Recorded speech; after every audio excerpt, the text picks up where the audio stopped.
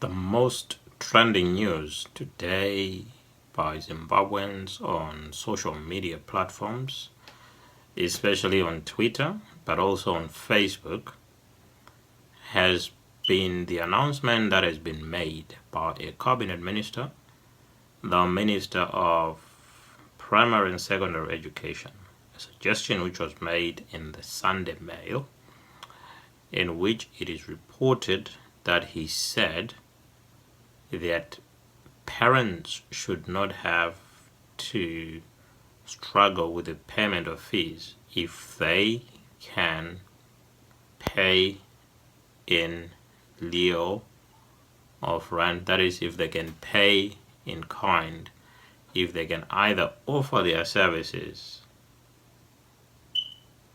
to the school, for example, if they are builders, if they are bricklayers, or any other job that they can do at the school as a substitute for a cash payment of school fees, then they should be able to do so.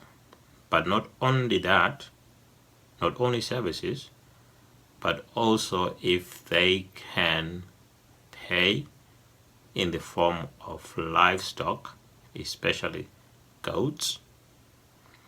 And this is where a lot of Zimbabweans have gone into overdrive to debate such a claim.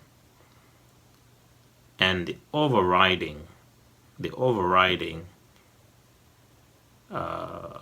statements that have been made by Zimbabweans is to the effect that we are being thrown back into the Stone Age.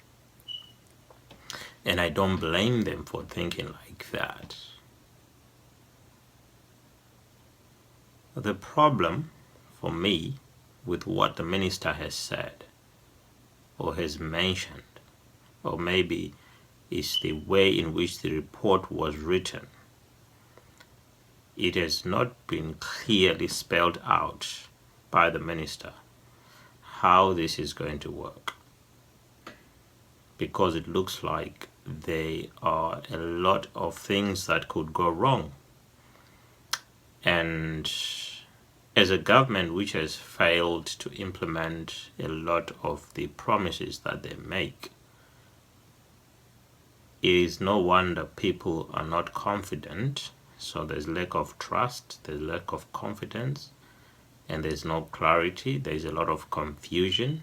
There's fear, the fear that what the government has proposed or what the minister has proposed, if it is to be implemented, is not going to work. Okay? And I don't blame them for thinking like that, because the track record of misfiring by the government is on the public domain. Right. But what does it really mean? Or should I say,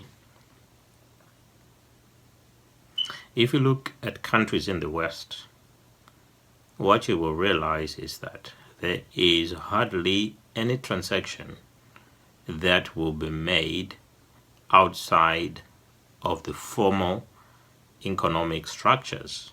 So the economies and the structures that have been put in place have been built to the extent that it is difficult for you to do a transaction where you can avoid paying taxes or where you are paying directly to someone. There are still cash payments for some services, but it's not as much as in Zimbabwe. In Zimbabwe or in Africa, you've got an entire rural setup with debt capital. Okay, transactions are taking place, but they are not in the mainstream economy. They are not recorded in the mainstream economy. If Zimbabwe was to reevaluate or was to unlock all the debt capital in the rural areas, then we could experience a big jump in our GDP. So this is where our problem is with the debt capital in rural areas. So if we unlock the value of goods and services which have been excluded from the economy, and then we can expect to see an economy with a bigger gross domestic product. But the issue of the goats is quite interesting. One, it unlocks the value. Well, the value is already there, okay, but it just creates a new demand for it. It creates more demand. Just like there's demand for goods and services, there's also demand for currency.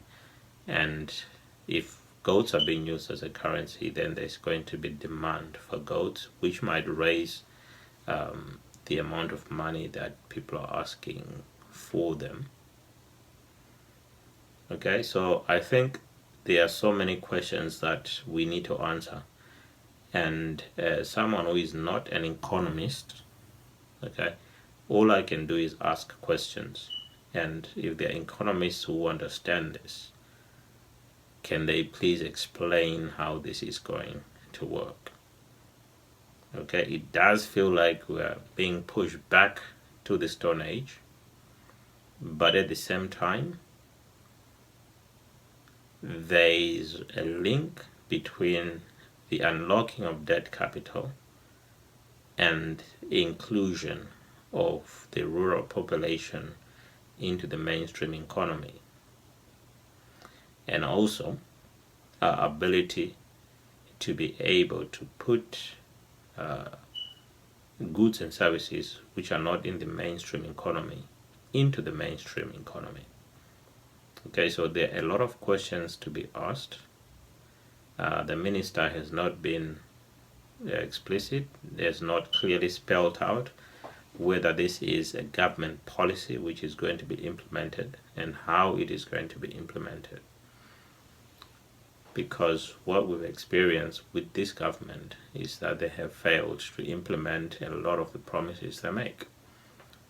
So still a lot of questions that need to be answered with this situation where, one, we want to be able to pay school fees using our goats, and two, we want to be able to use livestock like cattle as collateral for if we were to borrow a loan from the bank.